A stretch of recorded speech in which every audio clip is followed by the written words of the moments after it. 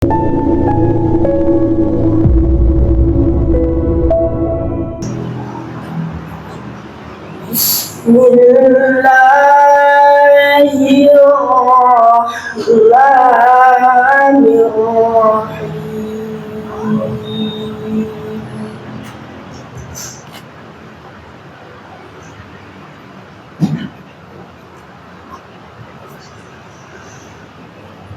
ma Muhammadun illa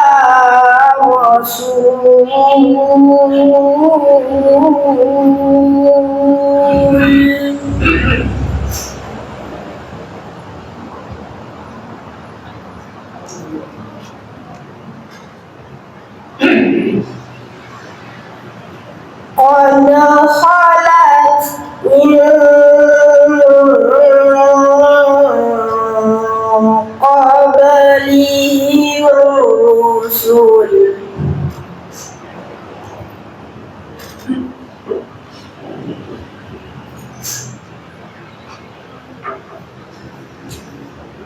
afa mata au qutilau qalabatum ala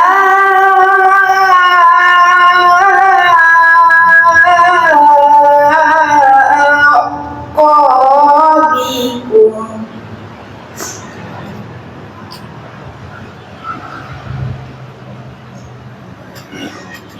wa man yanqalib ala aqibaihi falan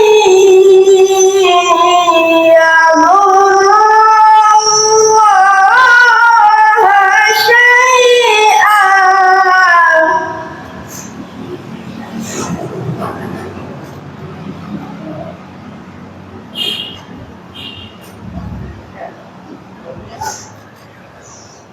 wa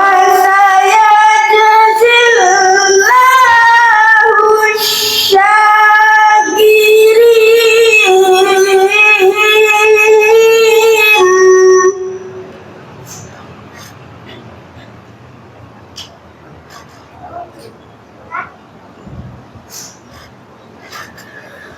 wa ma kana li nafsin an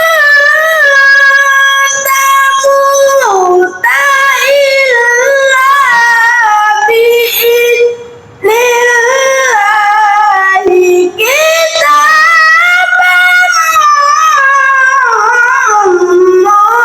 muajjala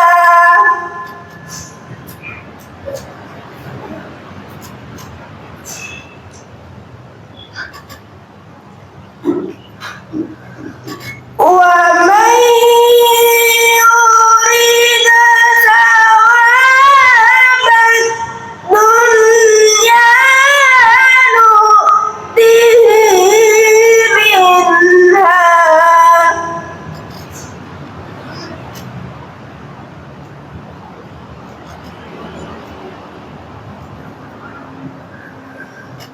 wa man yurid thawabal akhirati nu'tihi minha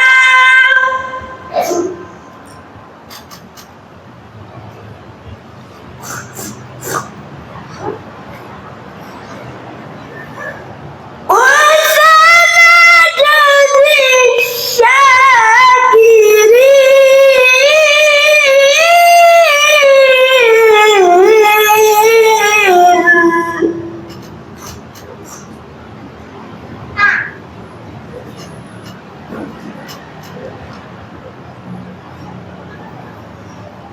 wa ka'ayyin min nabiyyin qatala ma'ahu ribbiyuna katsirun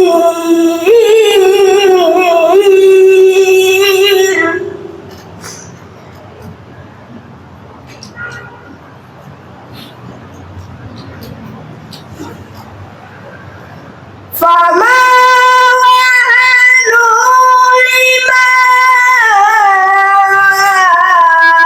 asabahum fi sabilillahi wa ma ba'uhu amastakanu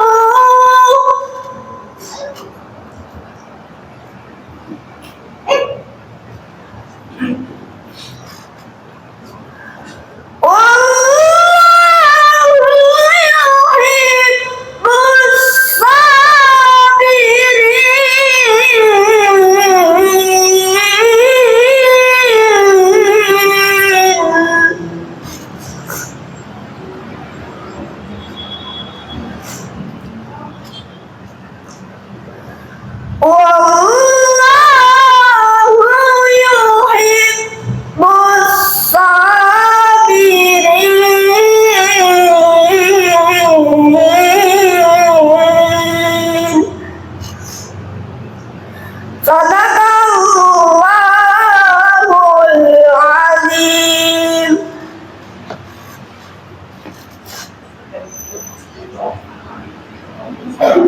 Assalamualaikum warahmatullahi wabarakatuh.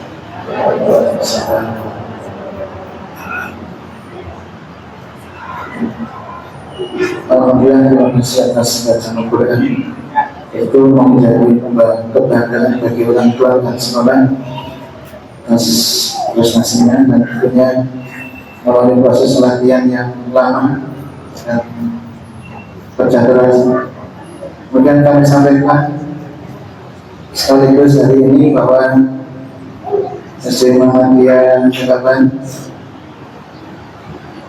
akan membuka 5 kelas untuk murid baru tahun ajaran 2026-2027, dan sekarang yang daftar sudah 104. Jawa minggu depan akan ada tes dan daya tampungnya 40, sehingga kurang 36 siswa. Jadi Bapak Ibu yang punya tetangga atau saudara yang belum mendaftar, silakan. Kapan kuota tinggal 38. Kalau sudah memenuhi masa pendaftaran akan ditutup.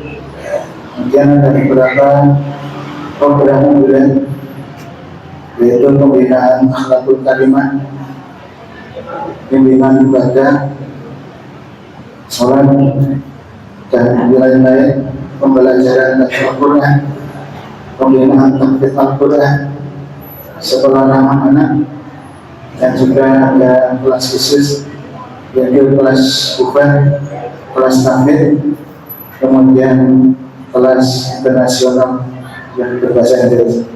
Itu informasi. Dan hari ini alhamdulillah guru kita Ustaz Abdul Said sudah hadir melanjutkan kajiannya.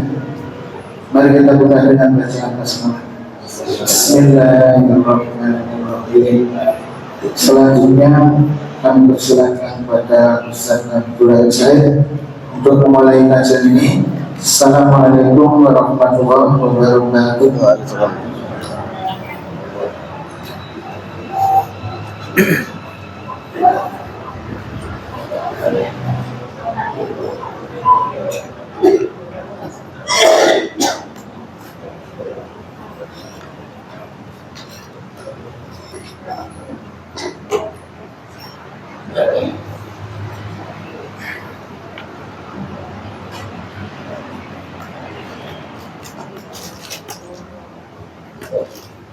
Baik, kita lanjut. Assalamualaikum warahmatullahi wabarakatuh. Alhamdulillahilladzi hadana li hadza wa ma kunna linahtadiya laula hadana. Asyhadu an la ilaha illallah wahdahu la syarika lah wa asyhadu anna Muhammadan abduhu wa rasuluhu la nabiyya wa la rasula ba'da. Allahumma shalli wa sallim ala Rasulillah Muhammadin ibn Abdillah wa ala alihi wa sahbihi wa man tabi'ahu bi ihsanin ila yaumil qiyamah. Amma ba'd. Rabbi shrah li sadri wa yassir li amri wa hlul 'uqdatam min lisani yafqahu qawli. Subhanaka la ilma lana illa ma 'allamtana innaka antal alimul hakim. Radina billahi rabba wa bil islam dina wa bi Muhammadin nabiyya wa rasula. Rabbana zidna ilma warzuqna fahma. Jamaah pengajian Ahad pagi Masjid Ar-Rahmah PJN Lubing rahimahullah.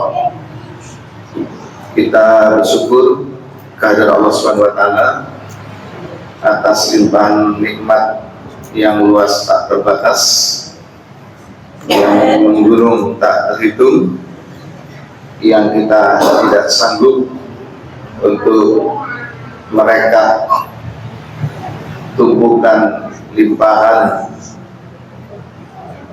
nikmat yang terus-menerus Allah berikan, baik nikmat lahir maupun nikmat batin, terutama nikmat iman dan Islam. Semoga Allah Subhanahu wa taala tidak menghentikan kucuran nikmat itu, tidak mencabut nikmat-nikmat yang selama ini telah kita rasakan manfaatnya. Amin amin ya rabbal alamin. Baik Bapak Ibu, alhamdulillah hari ini yang hadir banyak, dihadiri oleh para pejuang, Bapak Ibu guru yang mengabdi di Amal Usaha Muhammadiyah. Hari ini dari SD Muhammadiyah 8. SD Muhammadiyah 8 itu di mana sekarang? Hitungnya. Ada lagi? Ya, saya tahu yang lama itu tidak mulia. Masa muda saya sering khutbah di situ, di Masjid Al-Mukhlisin. Alhamdulillah ada inovasi berkembang, dibuka kampus 2 karena permintaannya. Nah, insya Allah sudah terbukti Bapak Ibu untuk pendidikan memang Muhammadiyah ahlinya, sehingga tidak ragu lagi. Ini bulan apa nih? Bulan Oktober sudah hampir penuh kuota pendaftaran siswanya. Semoga disampaikan kepada keluarga, teman dan haifadzolan untuk menimba ilmu bersama Muhammadiyah di lembaga-lembaga yang ada. Tadi juga disampaikan dimulai dengan qiraah. Ananda sudah tadi? Fahri dari SD. Kemarin itu Fasmo di tanggal berapa itu Fasmo Pak? Tanggal 7 ya. Nah itu di EWM itu setelah ada. Alhamdulillah tadi masuk 10 besar, the best 10 ya. 10 besar itu angin ya, karena Jawa Timur. Lihat 10 besar TRT gampang gitu, tingkat RT. Tapi lihat tingkat Jawa Timur itu betul-betul unggulan. Tadi sangat bagus, itu harus dioles sehingga nanti lebih bagus lagi. Dan ini menjadi tradisi baik. Pertama, kita memulai ngaji dengan Al-Quran. Yang kedua, melatih mental dari Ananda. Terus yang ketiga, siar dari lembaga kita.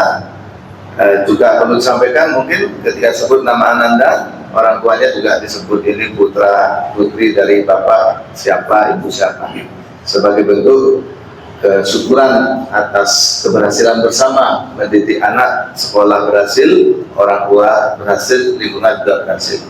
Tadi putranya sih tadi. Dan diharap ketika anaknya tampil, orang tuanya hadir ya sama ibunya, oleh perlu supporternya di Gokapir ini ya, jaga ngajinya banyak. Siapa tahu dengan seperti itu lalu kejebak, kemudian ketagihan ingin ngaji di sini. Betul nggih? Baik Bapak Ibu, santai mawon nggih. Yang posisi tepat bisa S2, senden S1 sing tepat jaga sama tembok, monggo S2 nggih, senden S1. Tapi nggak boleh S3 gitu, senden selanjut seliut di enak-enak orang dikira mengajar mengantar tidur nih. Baik, alhamdulillah. Oke, terima kasih. Kita ngaji untuk apa ngaji itu? Jawa-Jawa ngaji cek jadi aji. Oke. Ngaji kalau kita satu untuk menguatkan akidah. Yang kedua ngaji itu untuk menyempurnakan ibadah. Yang ketiga, ngaji itu untuk menyempurnakan akhlak kita. Dengan ngaji, akidahnya semakin kuat. Apalagi ini hadis yang kita bahas adalah hadis tentang akidah. Kita lanjut ke, tidak terasa kita sudah sampai 201 gitu. Hadis 201. An Abi Hurairah, dari Abu Hurairah. Insyaallah pernah saya sampaikan, Abu Hurairah ini sahabat Nabi yang paling banyak meriwayatkan hadis, 5.300-an yang beliau hafal. Ya, banyak sekali ya. Motivasinya kita ya banyak membaca dan menghafal hadis seperti yang dicontohkan oleh Abu Hurairah. Abu Hurairah mengatakan anna Rasulullah SAW qalam, Rasulullah Muhammad SAW bersabda. Ini hadisnya agak berat ya, penjabaran dan pemaknaannya, sehingga kita nggak salah paham. Lau ya'lamul mu'minu, seandainya tahu al-mu'minu seorang mukmin, ma indallahi, apa yang ada di sisi Allah atau yang Allah siapkan, minal ukubati, dari siksa neraka, ma tomah, niscaya dia akan tidak berharap bijannatihi, terhadap surganya, ahadun, seorang pun. Walau ya'lamul kafiru, dan seandainya orang kafir tahu, ma indallahi, apa yang Allah siapkan, minar rahmati, berupa kenikmatan, ma qanata min jannati ahadun, misalnya dia tidak berharap akan surganya seorang pun. Begini maknanya gitu. Kalau sekiranya orang mukmin itu mengetahui siksaan yang ada di sisi Allah, niscaya tidak ada seorang mukmin pun yang akan berharap masuk surga. Dan kalau sekiranya orang kafir itu mengetahui rahmat yang ada di sisi Allah, niscaya tidak ada seorang pun yang putus asa dari surganya. Ya. Ada yang membaca, ya memang seperti apa maksudnya? Kok orang mukmin itu tidak berharap masuk surga? Nah. Orang kafir tidak putus asa dari neraka. Nah, suatu saat, ini saya ada literasi, ini berkaitan dengan ini ya, hadis ini. Apa dia maksud dengan kalimat tadi? Penjelasan hadis yaitu, jikalau orang yang beriman, di mana orang beriman itu mestinya wajib masuk surga, mengetahui adanya balasan siksaan yang Allah siapkan untuk ahli neraka di dalamnya, maka ia tidak akan berharap masuk surga. Bahkan ia berharap selamat dari neraka dan siksanya walaupun dia tidak masuk surga. Sedangkan orang kafir yang wajib masuk neraka, jikalau ia tahu masih ada rahmat Allah yang Allah siapkan untuk ahli surga, maka ia tidak putus asa untuk mendapatkan rahmat dan surganya. Disambung sebuah cerita, Bapak Ibu. Al-Hafidh ya, Al-Hafidh itu apa artinya? Penghafal ya. Berarti beliau itu hafal. Beliau hafal hadis gitu. Al-Hafidh Ibnu Hajar dalam biografinya menyampaikan, ketika beliau menjadi Qadil Qudot, yaitu pemimpin dari para hakim. Jadi bahasa Arabnya hakim itu adalah Qadi. Nah, itu bosnya hakim di Mesir. Bahwa suatu ketika beliau melewati sebuah pasar, kemudian ada seorang Yahudi, namanya nggak disebut, Yang jelas bukan Benyamin Netanyahu gitu. Ya. Di mana Yahudi tadi adalah seorang penjual minyak samin dan zaitun. Saya nggak tahu minyak samin berapa. Minyak zaitun tahu gitu, karena dijual kan. Warnanya apa minyak zaitun? Hijau ya, hijau, mahal, bagus khasiatnya. Iya, Yahudi menjual minyak samin dan zaitun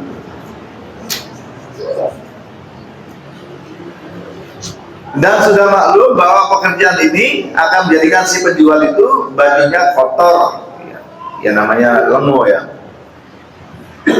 Suatu ketika si Yahudi itu menemui Al-Hafidh Ibnu Hajar Al-Asqalani. Wahai Qadi, wahai Qadil Qadot, engkau berpendapat bahwa nabimu bersabda, ad-dunya sijnul mu'min. Ya. Surga itu adalah penjara bagi orang mukmin. Wa jannatun lil fuqara. Dunia itu adalah penjara bagi orang mukmin, sedangkan dunia itu dunia itu adalah penjara bagi orang mukmin dan dunia itu surga bagi orang kafir.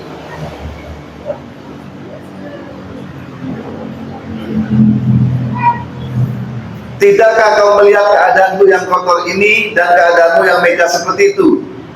Nyatanya kebalik ya. Aku sing kafir soro, terus panjenengan sing mukmin uripku enak ya. Iya. Jadi keadaanmu kok berbeda dengan pendapat nabimu yang mengatakan dunia ini adalah penjara bagi orang mukmin. Panjenengan kok gak di penjara, uripmu enak bersih. Sementara saya kafir yang tidak beriman, hidupnya belepotan dengan minyak ya. Kok enggak, apa maksudnya ya? Jadi orang Yahudi pun ngerti hadis gitu. Ngerti hadis. Yang redaksinya tadi apa? Ad-dunya sijnul mu'min. Jadi dunia itu adalah penjara bagi orang mukmin, wa jannatun lil kafir. Ini Yahudi yang katakan. Kalau kita yang di sini kadang ya pas apa yang kata Nabi itu ya, bahwa sing kafir dek kene wae sing suke iki. Sing kafir wis ya ana sing gak sholat atau menyembah yang lain tapi suki. Sing rajin sholat ya pancet panggawai ya, pas-pasan. Nah, tapi Yahudi ini mencocokkan. Kok gak bener ya? Sing mukmin malah enak uripe, bersih, terhormat, kerjaannya nggak kasar. Ini aku sing gak mukmin kok uripe sorong ini. Apa kata Hafidh Ibnu Hajar Al-Asqalani sampaikan, sungguh apa yang Allah siapkan untukku di surga jika aku memasukinya. Jika dinisbatkan dengan keadaanku sekarang ini, maka yang sekarang ini seperti di penjara, dan apa yang Allah siapkan untukmu di akhirat berupa siksaan-siksaan. Jika dinisbatkan dengan keadaanmu yang sekarang ini, maka keadaanmu yang sekarang ini masih seperti di surga.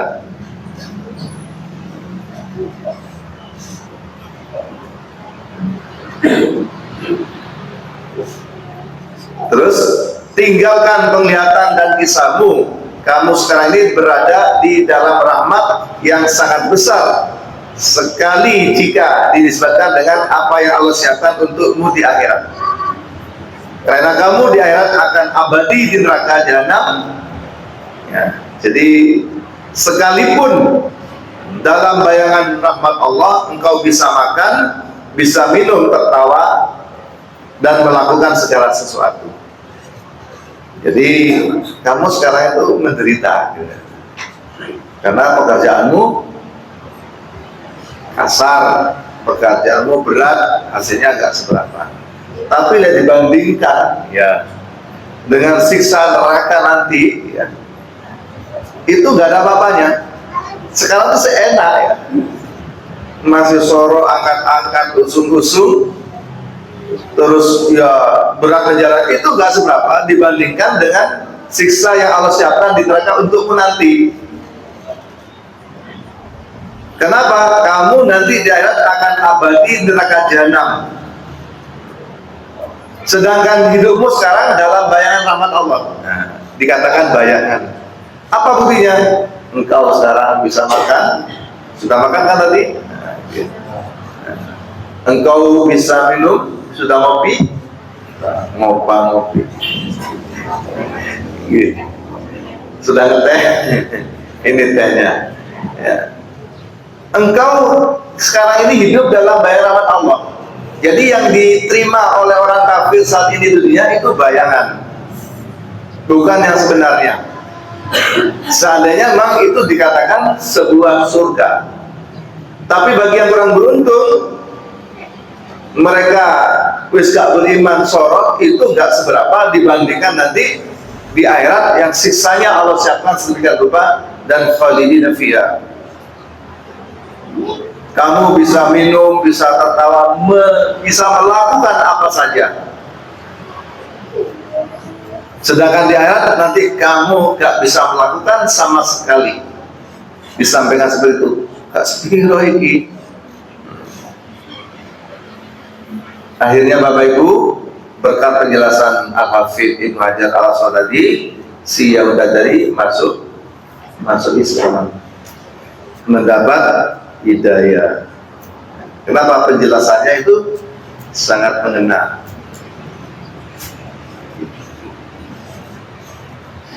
Jadi banyak makna yang ada di hadis tadi. Kita kembali ke laptop.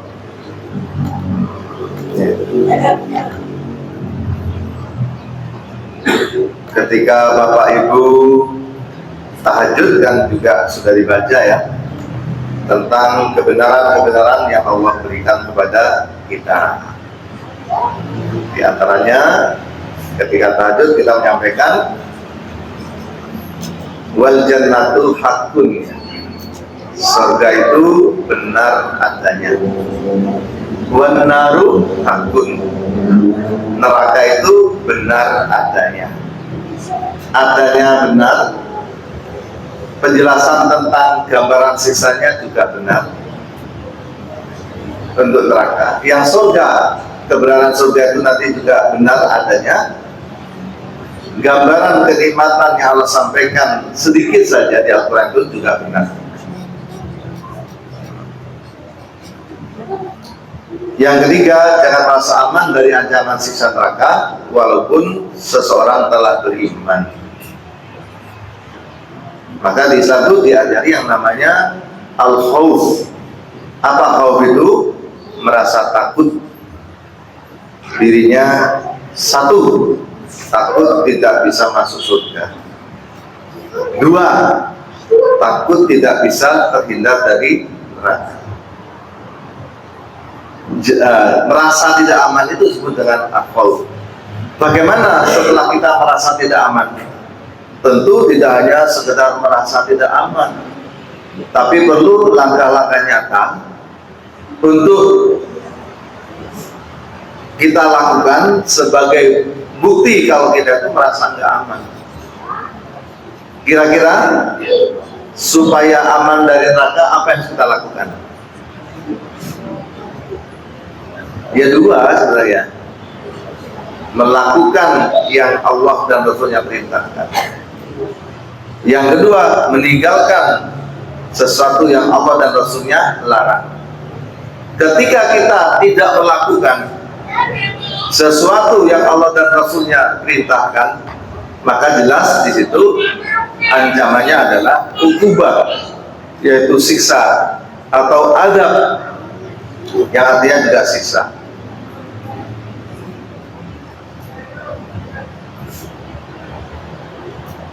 Ketika kita tidak meninggalkan sesuatu yang Allah dan Rasulnya larang, maka di situ akan menghasilkan ukubah adab juga. Kalau yang pertama tadi, ketika kita tidak melakukan hal-hal yang Allah dan Rasul perintahkan, itu bagian dari definisi atau penjelasan dari al-ijabu, yaitu wajib. Apa wajib itu? Ma yusabu fi'luhu wa yu'aqabu tarkuhu. Wajib itu adalah sesuatu yang akan disiapkan, diberikan pahala bagi orang yang melakukan sesuatu itu, wa yu'aqabu tarkuhu, dan akan disiksa bagi orang yang meninggalkannya. Maka tatkala orang itu khawatir dari siksa neraka, maka lakukan al-ijabuh, sesuatu yang Allah wajibkan. Ketika dia ingin masuk surga, khawatir tidak akan masuk surga, bagaimana supaya kekhawatiran berkurang? Dia lakukan segala amal yang bisa menyebabkan orang itu masuk surga. Apa tadi? Ma yusabu fi'luhu.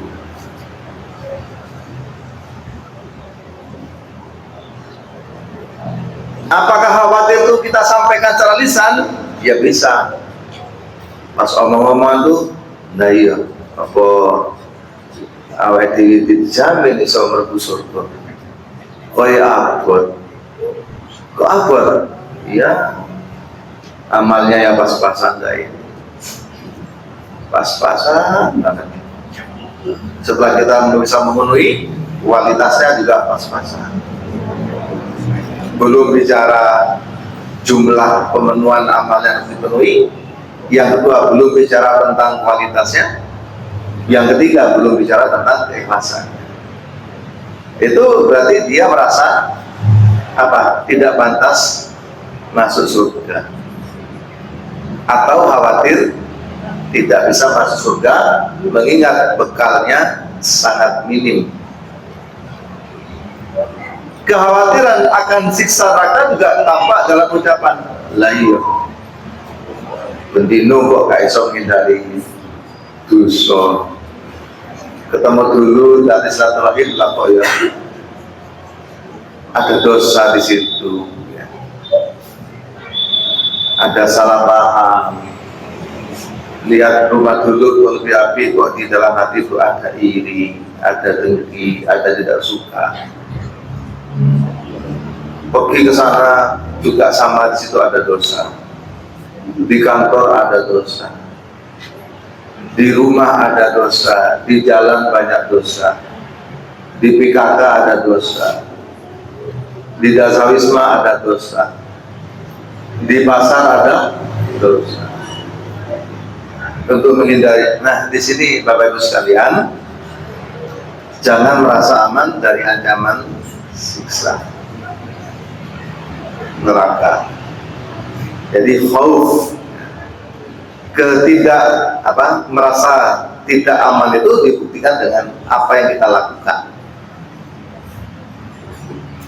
Sampai untuk sergap sholat sunnah, iya saya khauf, merasa tidak aman dari siksa neraka. Saya merasa tidak ada yang menjamin kalau saya itu masuk surga. Kenapa panjenengan sholat sunnah sergap? Iya, saya merasa tidak aman, tidak yakin dengan sholat fardu saya. Dengan sholat sunnah, saya berharap sholat fardu saya yang bolong-bolong itu tercover. Dengan sholat sunnah, sholat fardu saya yang tidak sempurna itu tertutupi, disempurnakan dengan sholat sunnah. Karena itu kata Allah dalam hadis qudsi, ketika manusia sudah dihisab terkait sholatnya, Allah berpesan kepada malaikat, unduru wahai malaikat, perhatikan bagaimana sholat hambaku. Jika sholat hambaku itu tamat itu sempurna, tulis dengan sempurna bahwa sholatnya lengkap. Tetapi wa in naqasa, ketika sholatnya itu kurang itu ada dua makna. Pertama, tidak lengkap 5 waktu. Yang kedua, lengkap tapi tidak sempurna, tidak khusyuk. Maka Allah memerintahkan dengan perintah yang kedua, jika sholat hambaku itu tidak lengkap dan tidak sempurna, unduru hal li abdi min tatawwu'in, apakah hambaku itu sering melaksanakan sholat sunnah. Jika di dalam catatan rekap catatan itu ada hambaku itu sering laksanakan sholat sunnah, ambil sholat sunnah itu untuk menutupi kekurangan sholat fardunya. Ambil pahala sholat sunnah itu untuk menutupi ketidaksempurnaan sholat fardunya. Ya. Sempurnakan catatan itu. Nah, jadi bentuk kekhawatiran sampai ke situ. Gelem sholat sunnah, kenapa? Tidak yakin dengan sholat fardunya. Sampai kok bolak-balik istighfar, ono apa ya? Ya kayak istighfar ya apa? Bolak-balik salah ngomong ya, bolak-balik salah pikir ya. Sing suudon, sing iri, sing ya. Baik, itu yang ketiga, ini untuk kita ya. Untuk kita, jangan merasa aman dari ancaman siksa neraka. Yang kita sebut dengan apalagi khauf ya. Yang keempat, jangan memvonis orang yang tidak baik dengan vonis neraka. Artinya masih ada kesempatan selama orang itu belum betul-betul tutup usia. Masih banyak kemungkinan yang akan terjadi. Kemungkinan pertama dia tetap kafir. Kemungkinan kedua dia mendapat hidayah dari Allah Subhanahu wa taala. Ini dari segi pendekatan keimanan akidah. Dari segi amaliyah juga demikian. Bapak Ibu jangan suka menilai orang lain. Ketika orang lain itu belum baik, kita bimbing kalau kita ada kemampuan untuk membimbingnya. Kalau kita tidak ada kemampuan, doakan. Mudah-mudahan Allah memberi petunjuk hidayah dan membimbing orang tersebut. Jadi kita lihat orang ini ahli maksiat. Apa kita benci? Boleh. Kita benci pada perbuatannya, tidak boleh benci kepada orangnya. Dan kita tidak boleh mengatakan, ini tadi intipin rokok, bayangmu gak tahu sholat, nang masjid setahun pindu, kita nang masjid mingguan, terus panjenengan vonis-vonis itu. Jangan, kenapa? Kehidupan belum berakhir. Siapa tahu di akhir hayatnya itu dia melakukan amalan ahli jannah, seperti yang disampaikan oleh hadis Nabi di kitab Arba'in Nawawi itu. Jadi orang yang hidupnya ketika masih kecil, muda, remaja, muda dewasa itu menjadi orang yang sangat kuat berimannya, ternyata di penghujung hidupnya terbalik. Dia tergelincir, akhirnya menjadi orang yang melakukan perbuatan-perbuatan maksiat. Maka seharusnya dia mendapat jatah surga, tetapi akhir dari kehidupannya buruk, akhirnya dia masuk neraka. Atau sebaliknya, orang yang mulai kecil gak kenal Islam, ya Islam KTP, wudhu ya jarang-jarang, itu pun aras-aras. Sholat yo, diwarang banget sholat itu. Dia paling sholat Jumat atau keri. Terus pokok pilih amal. Ternyata setelah dia umur 60, 70 berbalik Bapak Ibu, menjadi orang yang sangat rajin istiqomah, maka dia termasuk yang mendapat surga. Jadi belum berakhir. Ya kalau saya ilustrasikan itu seperti sepak bola itu ya. Sepak bola ada tim yang mainnya dari awal terus api lagi. Api pokoknya. Nyerang terus ya. Api. Ternyata di masa injury time itu dia mengalami kegagalan. Yang tadi unggul 2-0, ada injury time 3 menit, dia kemasukan tiap menit 1 gol. Akhirnya berbalik kondisinya menjadi 3-2. Jadi mari kita bijak, kita ini ikhtiar berusaha menjadi orang baik. Sholat kita menuju khusyuk, masih menuju gitu, belum khusyuk gitu. Ketika ada orang nggak baik, sikapi dengan bijak ya. Mugi-mugi dapat petunjuk, mugi-mugi dapat hidayah, mugi-mugi orang itu berubah. Tapi agak gampang gitu. Kita itu kalau lihat keburukan orang itu sampai kita Allah bahas Oke, baik, selesai.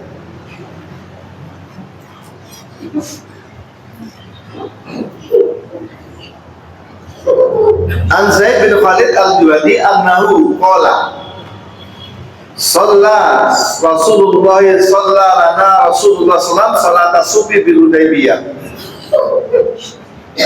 ala istismai kanat min lailati falamma insarafa aqbala ala nasi faqala hal tadruna madza qala rabbukum qalu Allahu wa rasuluhu alam qala asbaha min ibadi mu'minun wa kafir fa amma man qala matarna bi fadli wa rahmati fadzalika mu'minun bi wa kafirun bil kawkabi wa amma man qala banu kada wa kada fadzalika kafirun bi wa mu'minun bil kawkib. Jadi hadis ini Bapak Ibu menceritakan bagaimana seharusnya kita itu beriman kepada Allah terkait apa yang terjadi di alam ini. Nah, di sini diceritakan tentang apa? Diceritakan tentang matar, tentang hujan. Nah, bagaimana seharusnya kita menyikapi hujan? Di sini ada beberapa penjelasan. Jadi mator ya, mator. Ketika ada hujan, kita ini termasuk orang yang ini ya, yang kadang-kadang sering menyalahkan keadaan. Sekarang hujan, sekarang panas apa dingin? Panas sih. Gimana komentar orang pada umumnya? Sungguh. Kapan hujan? Kapan hujan ya?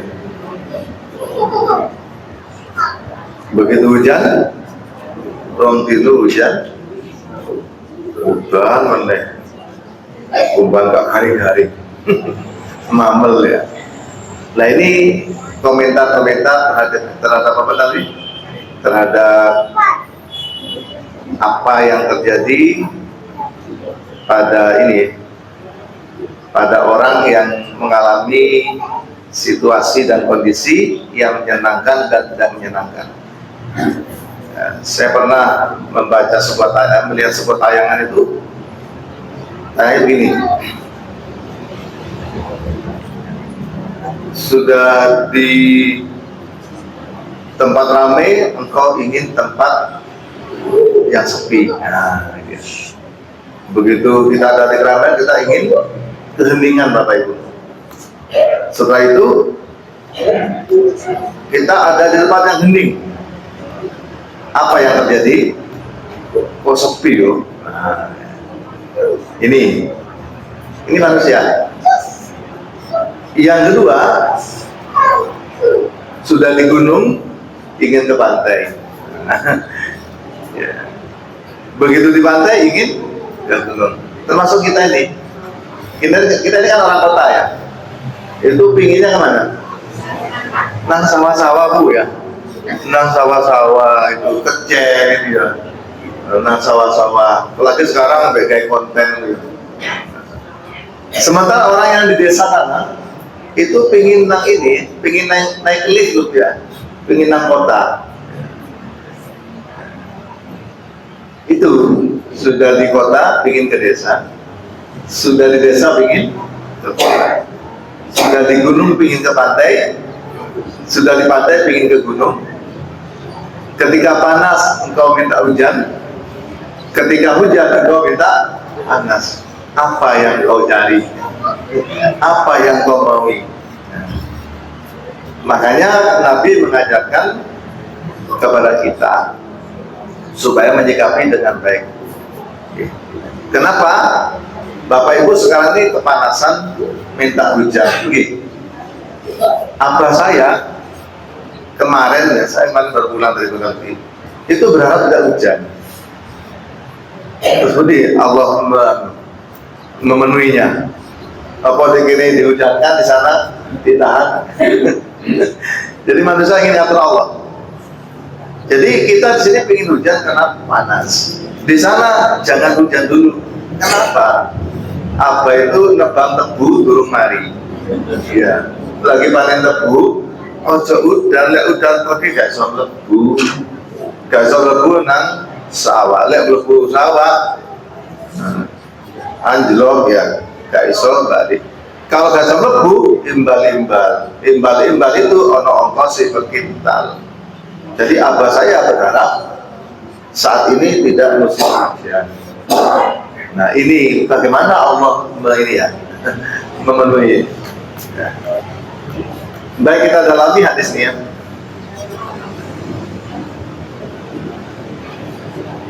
Asbaha min ibadi mu'minun bi wa kafirun. Saat pagi tiba, di antara hambaku ada yang beriman kepada Allah dan juga ada yang kafir. Fa'amma man qala maturna bi fadlillahi wa rahmatihi. Adapun orang yang mengucapkan ya, maturna atau mutirna bi fadlillahi, hujan ini diturunkan karena karunia Allah, wa rahmatihi, dan karena rahmatnya. Fadzalika mu'minun bi. Orang yang mengucapkan itu adalah orang yang beriman kepada aku. Kafirun bil kaukabi. Dia ya telah beriman kepada aku. Dan kafir terhadap bintang, artinya kafir terhadap kepercayaan di luar keyakinan bahwa itu yang menentukan Allah. Apa maknanya? Makna pertama, dia yakin Allah lah yang menurunkan hujan. Yang kedua, dia yakin hujan itu adalah karunia Allah. Yang ketiga, dia yakin hujan itu bagian dari rahmat Allah Subhanahu wa ta'ala. Itulah orang yang beriman kepada aku, kata Allah, dan tidak percaya kepada yang lain, termasuk kepercayaan terkait ini ya, ilmu perdukunan, pernujumannya. Kaki itu kan nama lainnya nujum.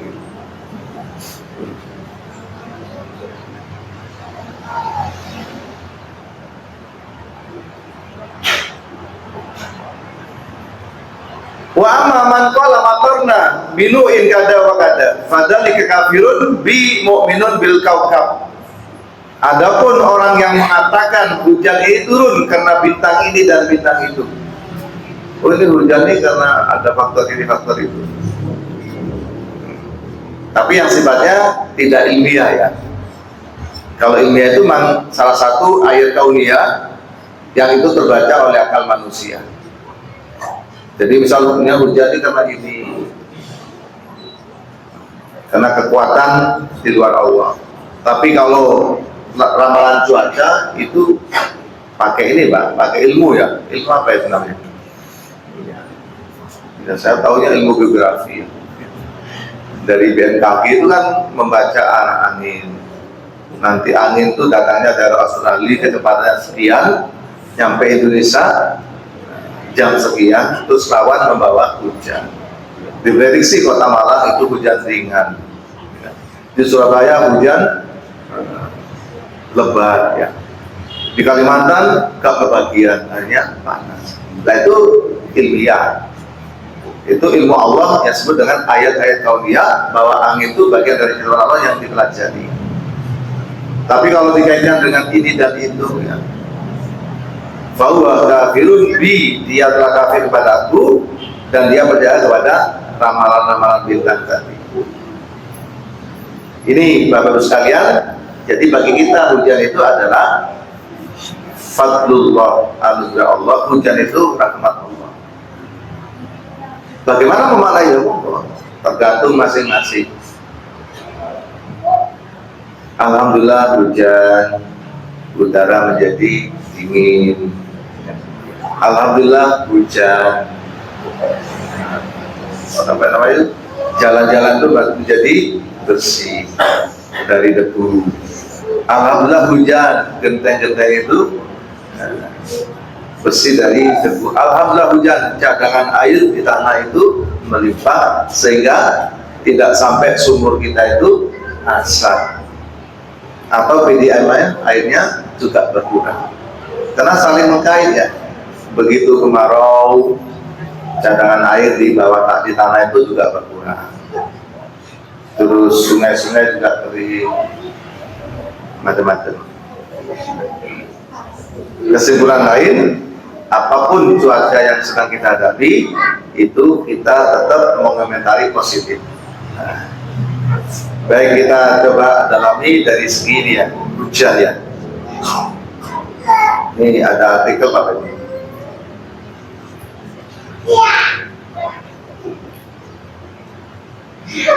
Ketika kita terjadi hujan, saya ingin tanya kepada Pak Ibu, kira-kira komentar kita apa pas hujan itu? Alhamdulillah hujan. Atau yang kedua?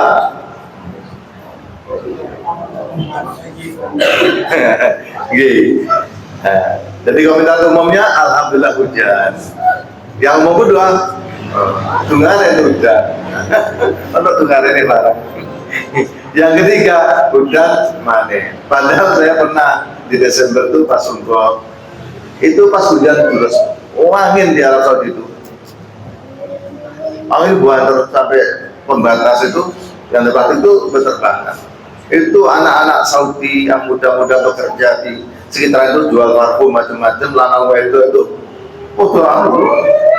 foto metu menyambut hujan. Ya Allah, betapa senangnya menyambut hujan. Kenapa hujan di sana itu setahun cuma berapa kali? Di ini bola-balik hujan yo, juga bersyukur. Di sini mereka Allah Ta'ala Subhanahu Wa Ta'ala menurunkan kepada kita air hujan yang kita sebut dengan wa anzalallahu minas samai ma'an. Allah turunkan dari langit itu air. Fa'ahraja bihi minas samawati rizqalakum, maka dengan air itu Allah tumbuhkan, Allah keluarkan buah-buahan sebagai rezeki yang akan engkau nikmati. Begitu hujan itu enak dia. Semua subur, sing nandur lombok ya subur, sing nandur terong ya subur. Terus air PDAM itu hemat apa? Wis gak perlu siram-siram, disirami Gusti Allah. Itu syukur yang baik. Ada juga syukur yang gak baik. Mari alhamdulillah, wasalnya boleh suket. Nah, kenapa begitu hujan turun suket ya? Nah, apa yang harus kita lakukan ketika hujan turun? Nah, selayaknya seorang Islam mengetahui sunnah-sunnah yang dianjurkan ketika hujan itu turun. Rasulullah telah mengajarkan kepada kita banyak hal yang Nabi sampaikan dalam hadis-hadis yang beliau sampaikan kepada para sahabat tercintanya. Yang pertama, membaca doa ketika awal turun hujan.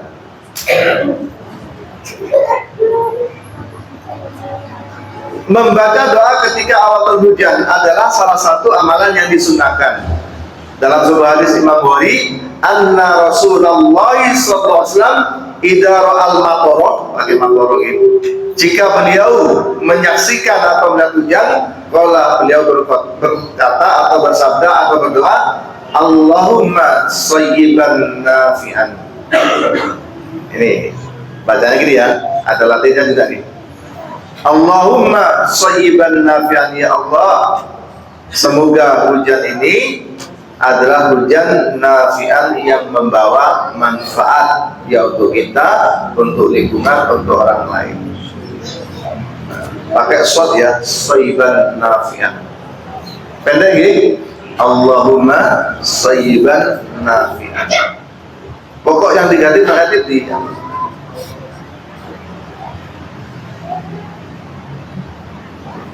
dari hujan itu ada kata-kata bijak. Sedia payung sebelum hujan. Itu maknanya dua. Pertama ya betul-betul payung. Sekarang diganti sama adik-adik itu sedia mantel sebelum hujan. Kena sudah pakai mantel ya.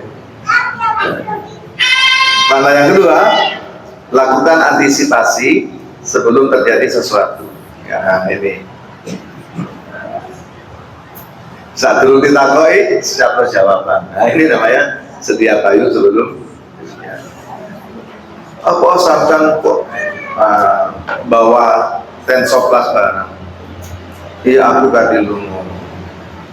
Apakah yakin nanti jenengan terluka? Ya moga-moga enggak. Terus apa bawa? Ya memang sedia payung sebelum hujan, sedia tensoplas sebelum kebeler ya.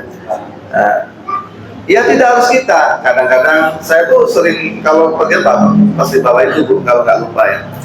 Ternyata yang butuh bukan kita, orang lain. Itu.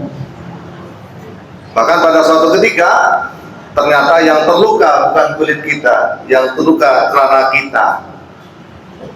Betul. Kesandung paku.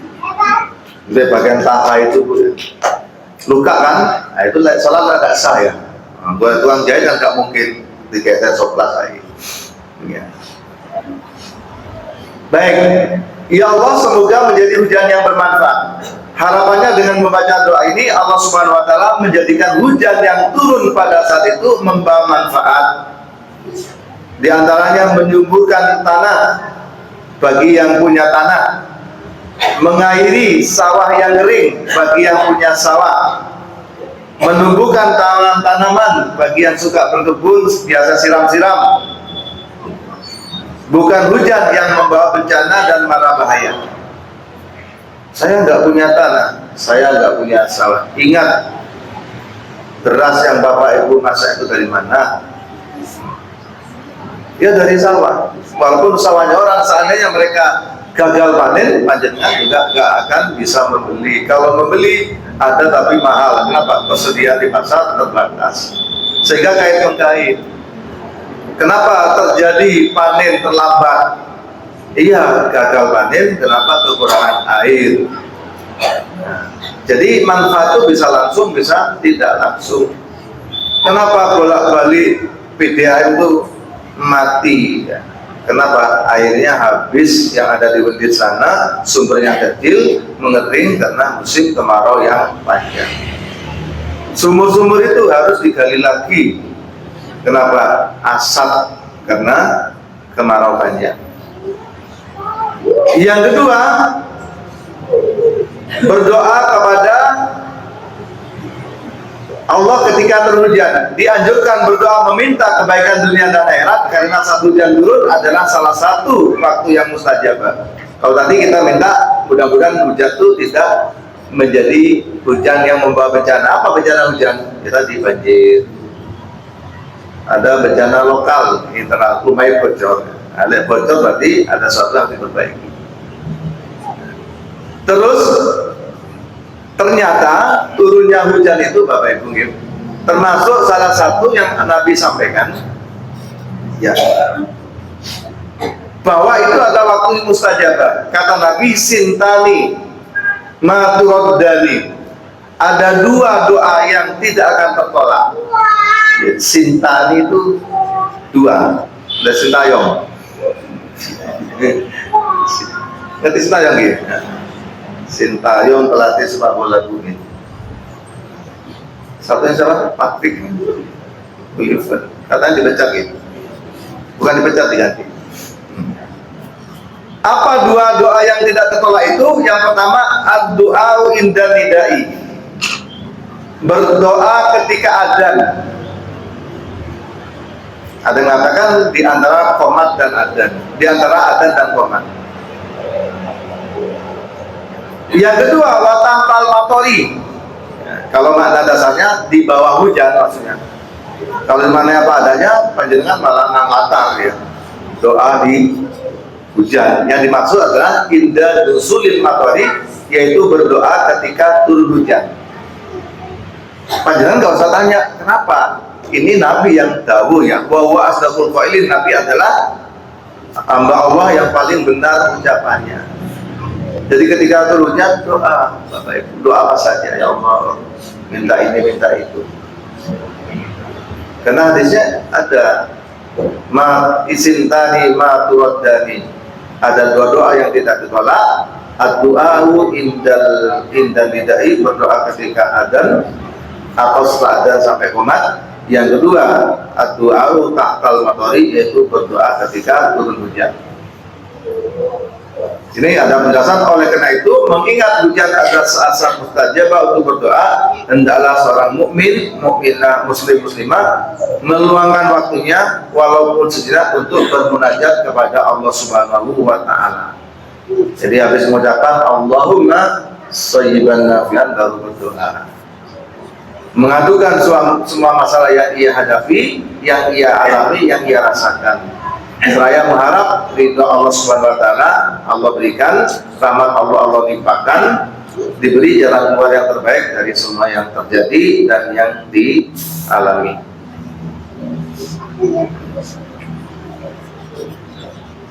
Yang ketiga, berdoa ini ketika turun hujan lebat. Jadi ada doa khusus. Jadi ada kisah pada zaman Nabi itu, pas terang itu kan, Nabi panas terlalu, kami kekeringan, kekurangan air, minta didoakan. Akhirnya doa, hujan turunlah, hujannya banter terus banjir, pokoknya gak karu-karuan. Nah, bingung kan? Nah, ketika itu terjadi, Bapak Ibu, hujannya terus mengkhawatirkan, ya. Ketika sangat mengkhawatirkan terjadi sesuatu, ya, hujan lebat, ditakutkan terjadi bencana musibah semisal banjir, tanah longsor dan lain-lain, maka kondisi inilah Nabi mengajarkan untuk doa Allahumma hawalaina wala alaina. Ya. Ini pendeknya, kalau panjangnya Allahumma hawalaina wala alaina, Allahumma alal akami wal jibali wat turabi wa budunil audiyati wa manabitis syajari. Ini ada yang mengatakan doa menyarang hujan. Hujannya di sarang, apa di sarang juga, Madura di sarang. Jadi jopo nggak terjadi hujan. Ternyata bukan menyarang hujan atau pawang hujan, tapi di sini adalah memindahkan. Ya. Allahumma hawalaina, ya Allah, pindahkanlah hujan di sekitar kami, wala alaina, jangan kau turunkan kepada kami. Ya Allah, kami masih mantu, ya. Tamu-tamu masih banyak, pasti banyak, ya Allah, tolong jangan kau turunkan hujan di sekitar kami atau di tempat kami, tapi pindahkanlah hujan itu di sekitar kami, di kanan kiri. Jadi dipindah, bukan ditolak. Kalau pawang hujan itu katanya ditolak atau gimana ya? Ya Allah, aku sih ngobong foto, ngobong foto. Nah itu ya. Doanya ini di masyarakat ternyata tidak kan, cekak udan di pojok-pojoknya dikasih apa Pak? Dikasih lombok gede di pojok-pojok cekak udan. Nah itu sarannya pawang. Ini yang enggak sesuai, yang sesuai itu doanya. Terus pas saya jadi manten, pas musim hujan tanggal 17 Maret musim hujan itu ada yang menganjurkan saya itu suruh buang celana dalam ke bubuk.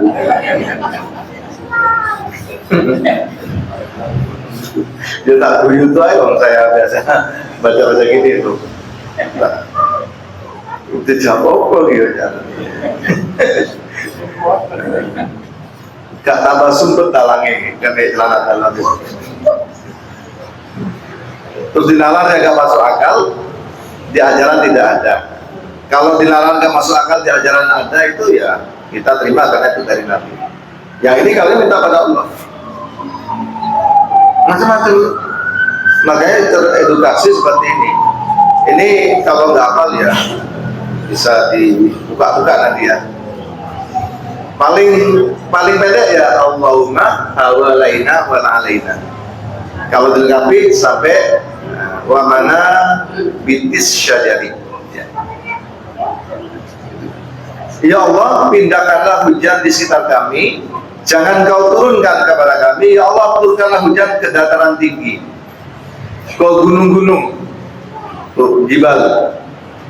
Kemudian ke bukit-bukit turab, wa butunil audiyati, dan perut limbah atau danau. Perut lembah ya, danau atau apa ya, lumbang atau apa, kalau sekarang itu seperti itu. Kemudian wa mana bidis sajadi, dan kau tempatkan hujan itu di tempat tumbuhnya pepohonan. Jadi supaya diserap oleh akar-akar pohon itu sebagai tempat menyimpan air ya. Ini ketika hujan sudah mengkhawatirkan, baca ini ya. Ya minimal pertama ya Allahumma hawalaina wa alaina. Itu ta'wiz minimal. Kalau apa langsung dengan yang lain. Allahumma khawatirkan. Di tempat saya itu ada yang kedua, begitu hujan terus banjir itu bukan ini, tapi itu ya wajan-wajan di unjal-unang latar itu wajan sutil apa nanti panci sing kalau menyambut lentar kabeh sapatul-patul barang iki opo arti. Ini di tempat saya Bu ya, yang ngerti di tempat panjenengan. Baik, keempat, ketika mendengar petir beruduk halilintar, kita diperintahkan untuk berdoa. Ada doa khusus yang diajarkan. Di sini sampaikan subhanalladzi yusabbihur ra'du bihamdihi wal malaikatu min hifati. Subhanalladzi yusabbihur ra'du, suci dan Allah yang petir dan para malaikat bertasbih ya kepadanya min hifatihi, karena takut kepada Allah. Subhanalladzi yusabbihu ar-ra'du bihamdihi wal malaikatu min hifatihi. Maha suci Allah yang petir dan para malaikat bertasbih dengan memuji Allah karena takut kepadanya. Bapak Ibu, kalau ada petir apa yang datang? Singitan gitu. Boleh ya. Ada yang pakai la haula wala quwwata illa billah ya. Ada yang singitan, ada yang nutup telinga. Ana sing mateni HP, atau sing mateni TV, macam-macam. Kok apa yang dipateni ya? Takut ada dan petir itu terjadi. Jadi yang paling tinggi biasanya disambar petir. Sehingga di desa itu yang disambar petir apa itu? Yang disambar petir adalah pohon kelapa. Pohon kelapa. Tapi menungso Peter sekarang ada namanya penangkal. Itu bangunan-bangunan tinggi. Gosong temenan Bapak. Kalau manusia ya mati karena sudah ada listriknya. Ya. Nah itu ya. Jadi kembali ke hadis tadi, jika orang mukmin ia meyakini bahwa hujan itu adalah anugerah dan rahmat Allah Subhanahu wa taala. Yang berikutnya, jangan sampai menyalahkan cuaca, termasuk cuaca hujan, cuaca dingin, dinikmati saja. Semua itu pasti ada dampak dan manfaatnya serta ujian dari Allah Subhanahu wa taala. Begitu panas itu kita bersyukur pada Allah, alhamdulillah kemarin itu adem lagi panas, terus kipas-kipas. Terus ada yang mengambil keuntungan, ternyata setelah musim panas itu orang jualan kipas itu laku keras. Kipas-kipas itu hanya baik. Demikian Mas Jabar, jika ada pertanyaan bisa disampaikan, jika ada tambahan untuk ditambahkan terkait dua hadis ini, yang berkaitan dengan akidah dan keyakinan kita. Monggo. Dengan Bapak. Bismillahirrahmanirrahim. Assalamualaikum warahmatullahi wabarakatuh. Waalaikumsalam. Dua hadis yang 201. Saya pernah mengikuti yang melihat saja debat teman-teman kita yang suka mengkafirkan orang. Ada kelompok yang suka mengkafirkan. Itu di antara alasannya adalah Allah kan juga memvonis di Al-Quran itu seperti Abdullah, Jahal, dan Fir'aun dan sebagainya. Kok disebutkan namanya? Mohon penjelasan kaitannya dengan jangan memvonis orang ahli maksiat adalah masuk neraka atau kafir. Kita pertama yang kedua tentang masih hadis 101 tentang itu saya namanya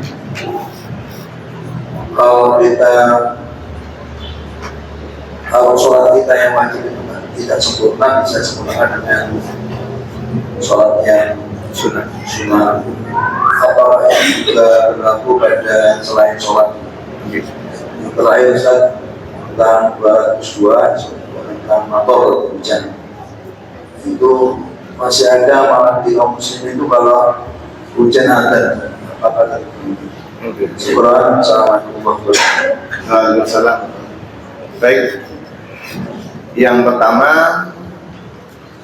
tadi disampaikan tentang takfir ya. Takfir itu mengkafir-kafirkan orang beralasan karena Allah di Al-Quran itu dengan tugas menyebut atau mengkafirkan orang-orang tertentu, maka itu harus dikombinasi dengan penjelasan lain, termasuk penjelasan dari Nabi Muhammad SAW yang saya sampaikan tadi ya. Banyak orang yang masa hidupnya mulai kecil, remaja, muda, sampai dewasa tua itu jadi orang baik, beriman dan soleh. Tapi di akhir menjelang akhir hayatnya dia berbalik arah, maka dia menjadi orang yang dimasukkan neraka atau sebaliknya. Nah, berangkat dari itu tetap kita tidak boleh mengkafir-kafirkan orang, apalagi alat ukurnya kita itu masih nisbi relatif ya. Di samping analisa dari hadis tadi ya terkait nasib bejo ya, Nabi nyampaikan ya ada yang sa'idun beruntung, ada yang syakiyun yaitu celaka. Yang celaka tadi yang pertama, jadi awalnya baik, ternyata finishnya su'ul khotimah. Yang kedua yang beruntung tadi, awalnya buruk, ternyata akhirnya baik. Ini husnul khotimah. Nah, kita berharap dari awal sampai akhir itu baik. Nah, karena kalau kita lihat yang suka mengkafir-kafirkan itu biasanya ada yang kelompok lain yang berbeda dengan faham, pemikiran dan kebiasaannya, maka dia mengatakan itu kafir karena tidak sama dengan golongannya ya. Nah, ini yang menjadi tidak benar. Sampai ada yang kata kafir, katanya ikin rokok ya. Jadi orang sudah dibonus neraka. Sampai ada yang katakan, oh itu dari panitia akhiratnya. Nah, yang menentukan orang ini masuk surga atau masuk neraka. Jadi kecenderungannya biasanya ketika orang beda pendapat, beda pemahaman, beda pandangan dengan kita, lalu orang itu mengkafir-kafirkan orang yang berbeda. Ini yang tidak betul. Bagaimana dengan Allah menyebut? Nah, Allah menyebut nama di ini ya, di Quran itu sebagai ibrah, bahwa yang Allah sebut itu betul-betul ada, ya, betul-betul terjadi. Jadi kadang Allah tuh menyebutnya detail, seperti Fir'aun ya disebut. Fir'aun itu kan kalau di sejarah kan nggak ada ya, yang ada apa Ramses ya, Ramses 3 atau 2 itu. Terus kalau Abu Lahab nggak ada sama Nabi, betul-betul ada, disebut di Al-Quran itu sebagai ibrah. Terus apalagi yang kita ingat tuh yang Korun ya, Korun disebut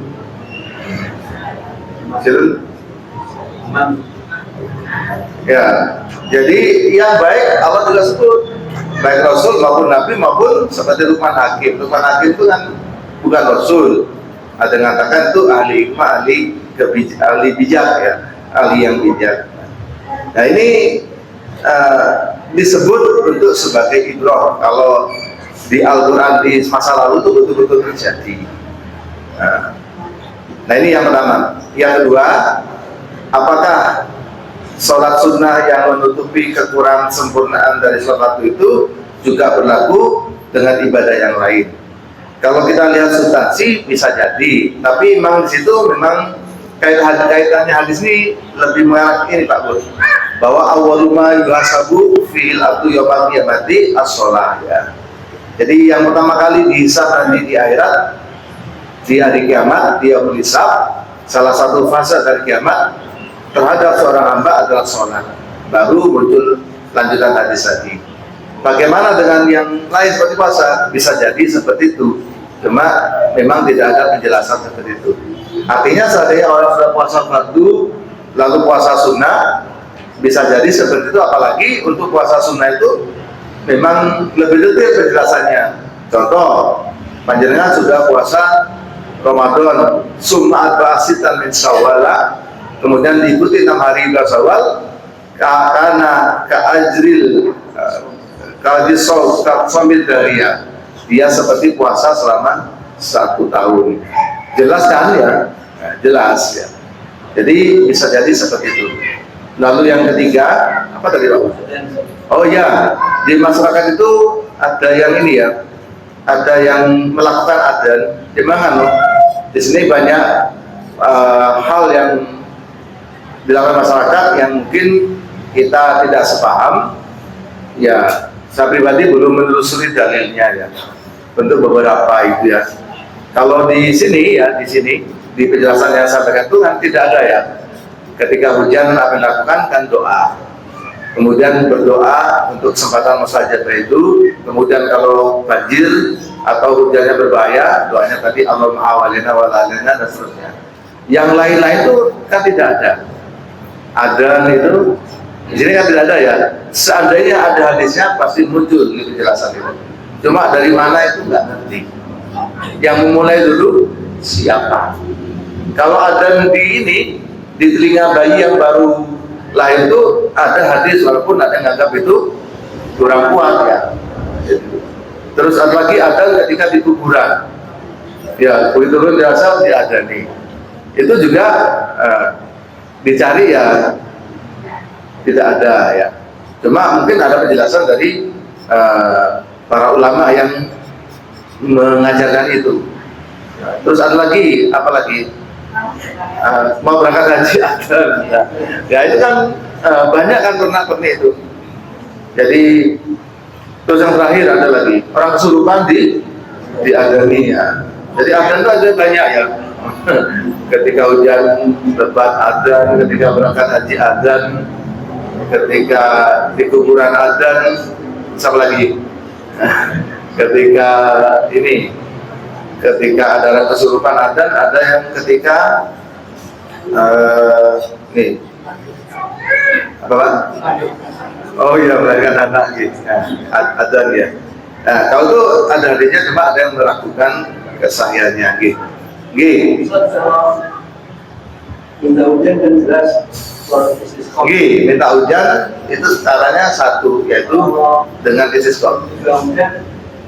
Allah mengawalnya itu nggak pakai sholat. Hah? Nggak pakai sholat. Nah, jadi nggak ada sholat menolak hujannya. Ya ada. Sunnahnya waktu sholat itu membawa kain pada. Saya kok yang saya tahu ketika istisqa itu lebih mengarah ke sederhanaan pakaiannya. Ya. Untuk kewan-kewan saya kok belum menemukan penjelasan yang pasti ya. Tapi secara teknis itu merepotkan ya, masuk sholat kating gue berdosa, sudah nggak sholat tuh ya. Yang saya tahu itu umat Islam itu prihatin dengan kondisi nggak pernah nemu gitu. Nanti kalau nemu saya sampaikan. Baik, ada lagi ibu-ibu belum? Masih ada waktu. Assalamualaikum warahmatullahi wabarakatuh. Waalaikumsalam. Kalau hari Jumat di kampung saya itu ada pengajian ibu-ibu. Kemudian kalau hari Jumat itu kok cuacanya nggak baik, kadang-kadang hujan. Saya itu berdoa, ya Allah, mudah-mudahan untuk jam ini jangan hujan, kasihan ustadznya yang kehujanan. Apakah itu boleh atau salah? Begitu. Baik. Sebenarnya yang pas itu ya tadi, begitu kira-kira diperlukan situasi tidak hujan, lebih baik berdoa yang ini, Allahumma hawalaina wala alaina itu. Jadi Allahumma hawalaina wala alaina. Walaupun sesungguhnya doa tadi lebih mengarah kepada bahaya, tapi kalau hujan tidak berbahaya, ya mungkin tidak perlu doa ini. Ya cuma tadi engkau hujan saya teko titi kadung di satu maksud si ake nggak satu tadi. Itu yang namanya permintaan ya boleh, yang penting apa itu tidak ngatur Allah gitu aja ya. Jadi mugi-mugi udani itu boleh, mugi-mugi. Tak hujan. Iya. Itu Allah kabulkan doanya. Kalau pas habis doa terus betul-betul nggak hujan, mari acara langsung disunda itu bisa. Wallahu a'lam ya. Jadi syukuri sebagai bentuk syukur kita kepada Allah Subhanahu wa taala. Iya, boleh saja orang minta apa saja boleh ya. Minta apa saja, Bapak hanya minta hujannya ditunda juga boleh. Boleh namanya minta ya. Yang tidak boleh menyalahkan takdir. Tadi sama sambat tadi udan meneh, panas meneh. Ini mulai panas nih. Baik, saking sayangnya sama ustadznya sampai ngesak jauh-jauh. Berarti ustadznya itu ya sudah siap ya. Dari udan ke mantelan. Saking siapi lo kresek ya.